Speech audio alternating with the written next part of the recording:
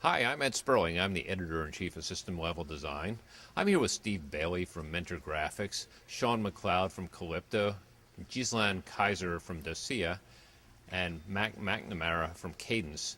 And what we're here to discuss today is what's going to grow the system level design marketplace. So Steve, what's going to drive the growth in system level design?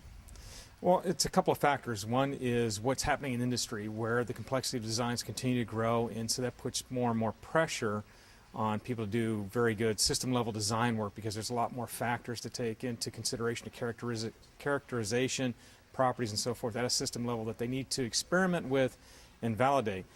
But when you look at really driving it as far as growth of a market, because I do actually come from a marketing side now, is you need to look at expanding the number of people that are doing system level design. And for us to be successful doing that, we need to make it easier for people to do the implementation after they do the system level design. So we need to improve verification productivity. We need to improve design productivity. We need to significantly increase design and verification reuse from where they are today so that people that can focus on the system level design maybe do a little bit more hardware work as far as design and implementation of new or proprietary functionality and actually get a new system out quickly. If we can do that, then we expand the overall size of the market. And I know Gary Smith specifically does talk about this, and I've seen him talk about it, that this is how we go from essentially a continuation of where we are today, where there's a lot of consolidation and so forth, and perhaps shrinkage, although I know that Wally Rhines will say there's no shrinkage, our industry continues to grow, but still we want to have a much broader expanse of a customer base to sell into, and that requires more people doing system level design because the cost of doing it is lower relative to the benefit of the product that they can get out from it. Does the move toward faster time to market, more components such as IP from third parties drive some of this as well into areas that didn't use system level design in the past? Yes, it does, and that's part of the ramifications in the industry of what's happened with greater design and verification reuse is that we now have a complete market out there of vendors that provide silicon IP, verification IP. Not just the EDA vendors are doing this, but a lot of folks are doing this today. And so we'll see more and more of that. And then a lot of that is based upon the growing standardization that there is around the interfaces so that you can actually easily connect up the hardware blocks and increasingly the software components as well when you have standardized software stacks like the Android OS and so forth that you can put together and build your system on. Mac, what's going to drive growth in the system level design market? The big drivers for growth in this market are time to market, where you have consumer devices that, there's this inexorable demand for the new, better, faster, cheaper, and you have to construct these things and get the new feature onto them as quickly as possible. This is merging software and hardware, and system level is a way where we can take a software representation of a design and convert it to hardware in a very effective and fast time to market manner. So big driver is the consumers. Will it change as we start getting into 2.5D and 3D and also much more of a merchant reusable IP type of market? Yes. So what 2D and 3D do for us is they give us ability to ship a system that has memory subsystem and the processing system and also the logic system all together. And at this point, you don't have a board that you can do design and verification debug on. This all has to happen before you produce the chip. And so you need a system level model of a complete system that you can do debugging and validation and really bringing up the software before you commit to the hardware. And this requires system level tools that before you could just kind of skip over. You produce the hardware and then in the lab the software guys show up and try and make it work. You got to do that software, make it work feature first before you commit to the silicon. So that's what 2D and 3D drive on us. So Ghislain, what is going to drive growth in the system level design market?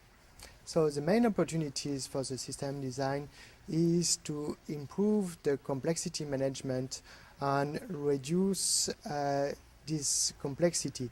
And why we have to manage the complexity of new system, it's because with a new leading edge process technology node, We have the capability now to increase a lot of blocks together. We have a new challenge with the multi-core design, and we have an important part of the software that has now to be solved with the hardware interfacing.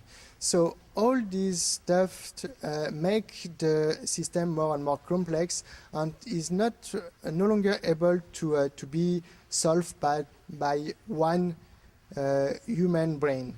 So we need some tools and methodologies to manage the complexity, reduce the complexity in order to explore the design space and find out what is optimized implementation, hardware, software partitioning, and then have some tools and methodologies to analyze the impact of the software on the hardware, and for the implementation of the software and verification of the software. And on the other side, we need some high-level models to implement the software and manage the complexity of the software implementation. That's a high-level synthesis part.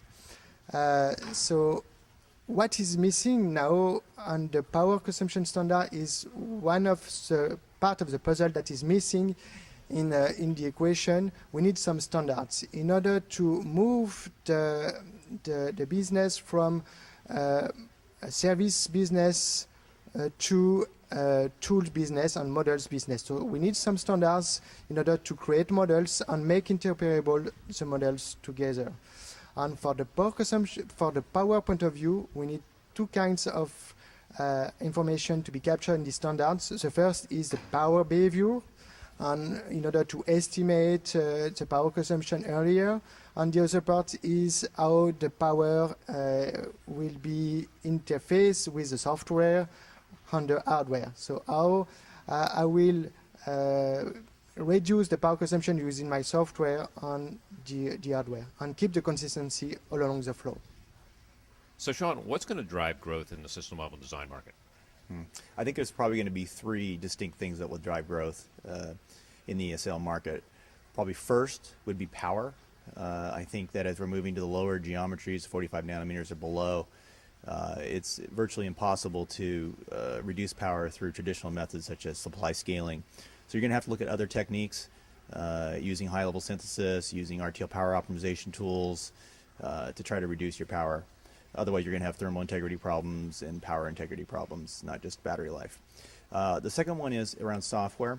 I believe that right now today, software design cost, or the cost of software teams, is becoming exorbitantly expensive, and this is going to push the need for virtual platforms to help with early software development and overall validation. And then the final one is, I think we're going to need to see closer integration of equivalence checking, formal proof tools that will allow you to verify or prove functionally correct that these models are equivalent between the C models that are at the TLM platform and the RTL models that are created through high-level synthesis. Will things like stacking of die and the move toward more third-party IP, outside developed software, things like that, will that drive more companies into the system level design market than in the past? Definitely. I mean, one of the biggest benefits of high-level synthesis within the ESL space is the notion of IP reuse. Today IP is very hard-coded to a given piece of technology, a technology node. So, HLS allows you to take the same model, target it to FPGAs, target it to ASICs, target it to different technology nodes.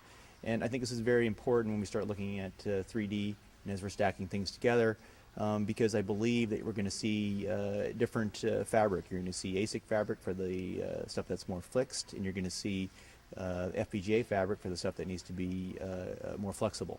So yeah, I do believe that the 3Ds is going to also help push the need for ESL.